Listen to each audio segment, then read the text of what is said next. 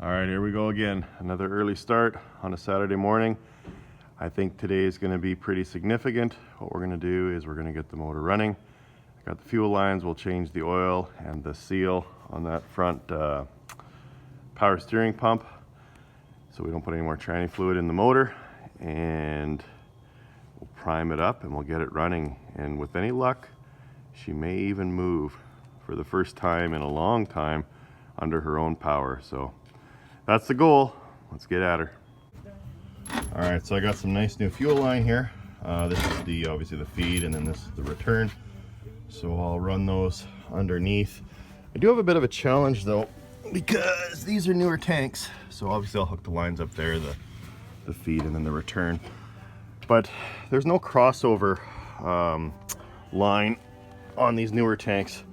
And that's the style that the old ones had. So it kind of, you just had a single feed, single return, and then the two tanks would just kind of level out the fuel. But of course, don't have that now. So I'm wondering if there's some kind of splitter valve where both tanks can feed into a single into the fuel filter up on the motor there on the lift pump. But I'm not sure if that exists. There has to be a way though, because otherwise, how do they do these newer trucks with top feeds? So anyway, question for the viewers out there if they got any insights. All right, so I got the fuel lines hooked up. One was a little too long, so I just had to hack it off. The nice thing about these is you can easily change them, just spin them back and put them back on. I started doing some testing on the shutoff solenoid. So I verified that this guy does have 12 volts when the key's on and 0 when it's not. So the shutoff should work. Again, I think it was because it didn't have any air pressure, which is why I wasn't able to shut off the solenoid the last time I had it running, and I had to stall it out to turn it off. What else? Getting the batteries all charged up. I was playing with, if you remember in an earlier video, every time I turned the key on, it would buzz like hell, and I just assumed it was because it had low air pressure. But in this case, I used the compressor to air it up. Oh, there it goes. And interestingly enough, it's the oil. Oh no, that's air. Okay. Yeah, so these guys are working. So the other one that was buzzing was the oil pressure. So I just disconnected that temporarily. But now, see, there it goes. I got both going now. So that one's oil, and this one's air. But anyway, safety heads up. But what else did I do? I finished putting in the, oh, that's annoying. I'll turn that off now. I might just disconnect those for today's purposes. And then I finished connecting up and put cotter pins on the auxiliary shifter. So we're getting close, just odds and ends. Keep on moving forward. All right, so I'm just doing a little test. We got air coming out of there now, and the key is off. So then, give the key a flip. And look at that, nothing.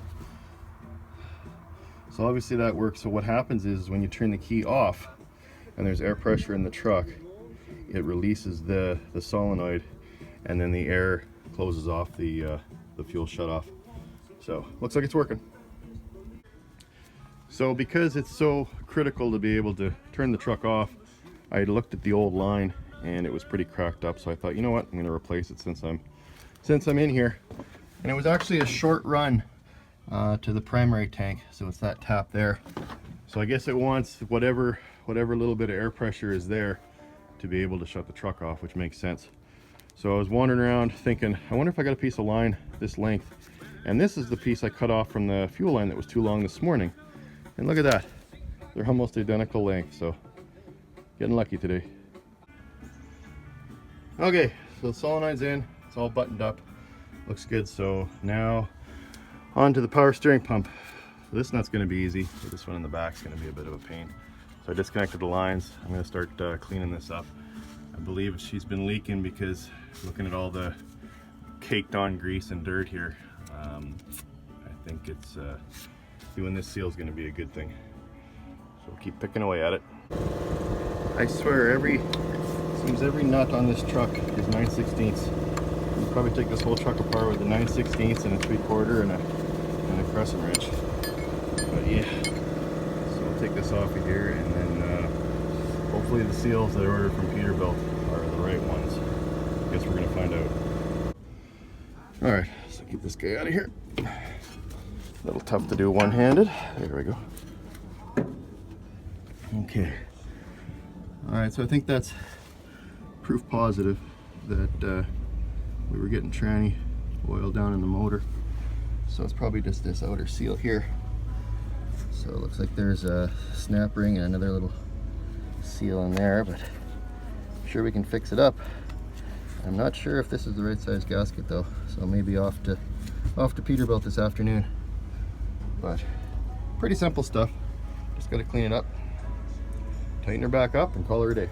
Well, at least for now anyway. Okay, so I got it apart, and so I can see where the O-rings go, the big O-rings. I got two of them, so one's right there, and then there's the other one.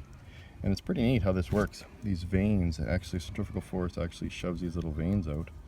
Of course, there's one's coming out, and it squeezes against this housing, which circulates the oil and builds pressure. But I can't seem to find this guy, this seal yet, so I'll have to keep digging, because I think that's the one that's critical. That's allowing oil to go past the pump and down into the motor. So we'll just keep digging, and hopefully I can remember how to put this thing back together, and I can get it clean enough that it won't do any damage. All right, so give this guy a little tap. Out of there. There she goes. It's a little worn. There's our seal right there. You can see it on the camera. But there it is. So I'll get that guy out of there and clean this thing up, and hopefully put it back together and it doesn't leak. All right, so I put the new seal in, and it's actually pretty snug. So I might just give it a try. So I'm starting to clean this up and reassemble it. I mean, worst case, she's gonna leak, but I would really like to get this thing running today. So see if I can get this back together and back on the truck. Here's the fun part. Filling her up with diesel. Probably gonna take 30 of these jerry cans to fill this thing, but hopefully 5 or 6 gets me enough diesel to get her rolling. Just cleaning up some of these lines, putting some new ones on, getting rid of those old that old junk. So get those all tightened up and then get this thing primed. One step closer. This line from the lift pump is kind of a pain. We've all been there where you only get a couple turns at a time, but just stay patient and keep on going, and there you go. She's almost tight. But man, oh man, some of these spots, despite being a big truck, is still a challenge to get in there and get it done. So yeah, coming together. Okay, boys and girls, so the lesson for today is don't get ahead of yourself and don't put something together half-assed.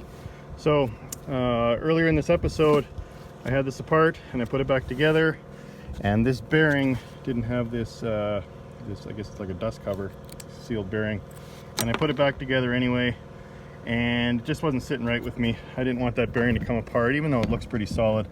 Obviously those could go right down into the motor, and that would be no good.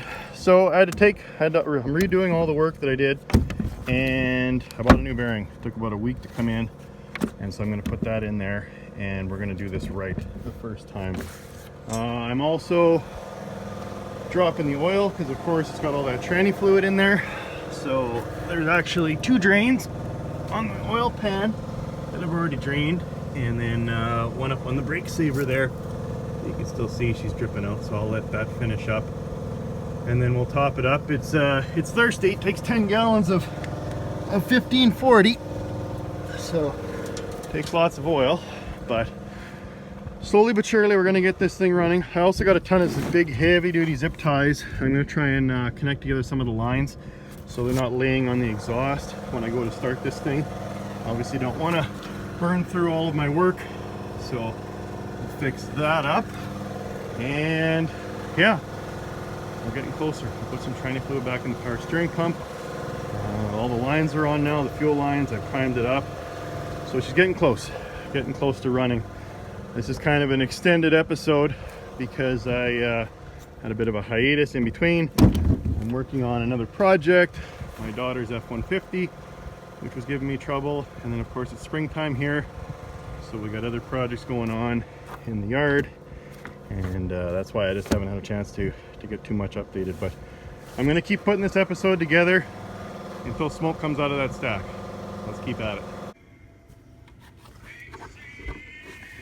All right, just dumping the last of the second jug in here.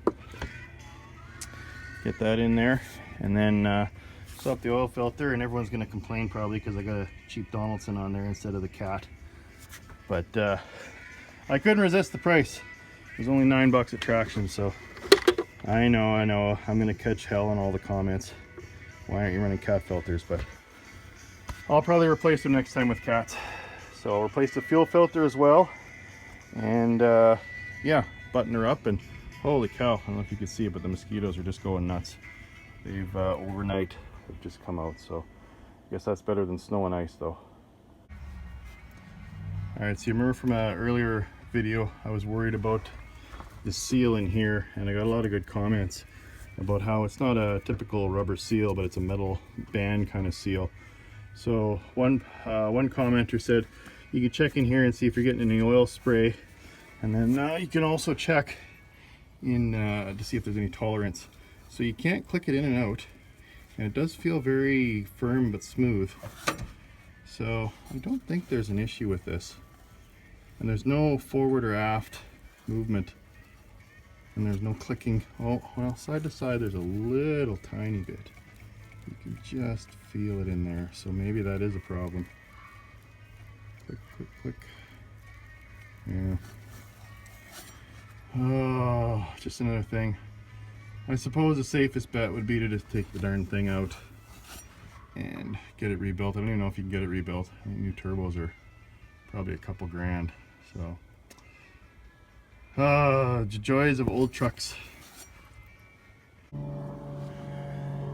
Okay, so I'm trying to be a little more scientific and get a better understanding if this turbo is within tolerance.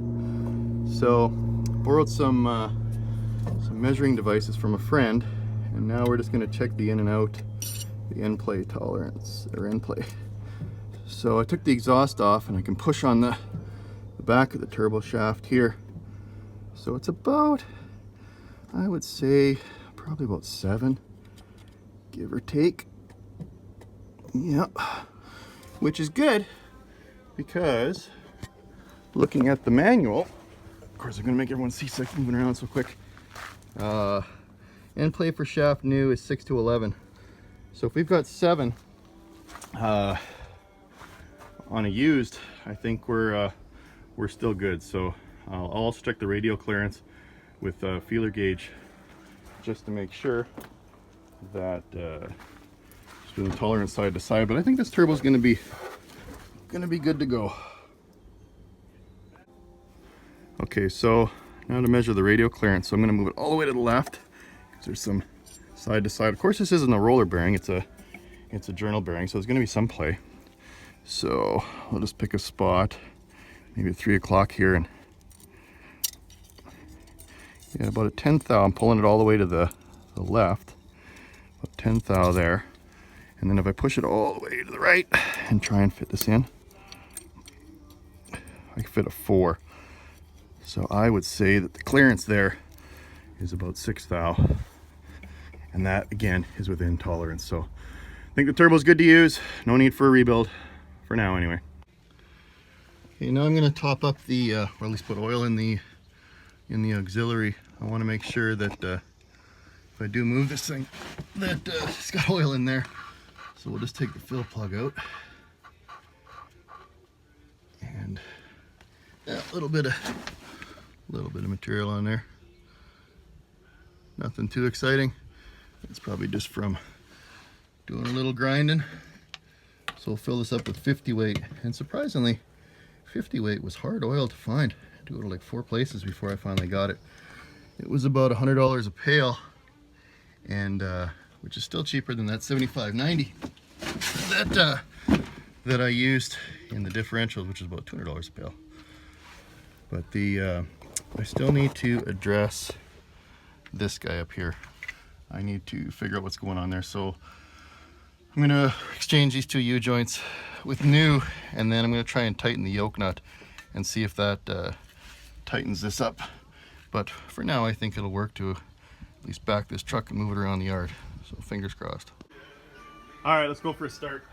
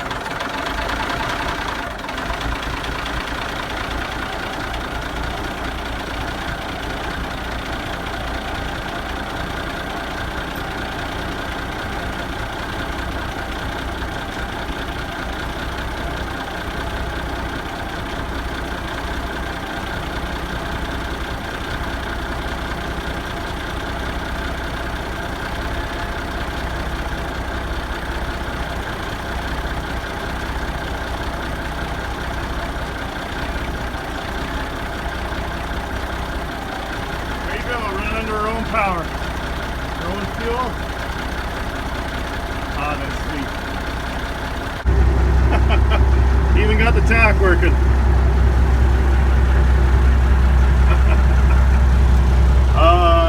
Today is a good day.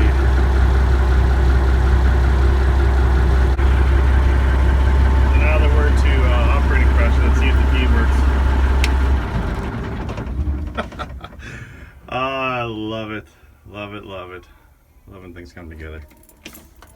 Oh, look at that. You can hear it, hear the air blow off when you turn the key.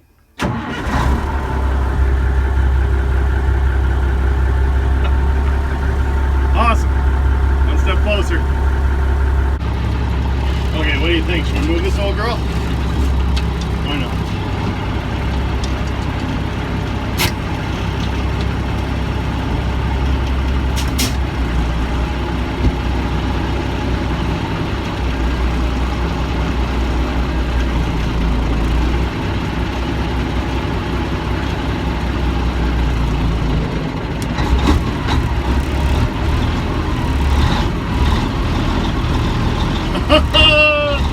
She's moving.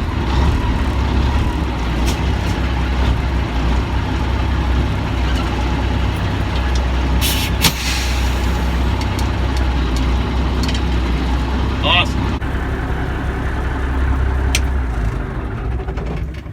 So there you go. How's that for an episode?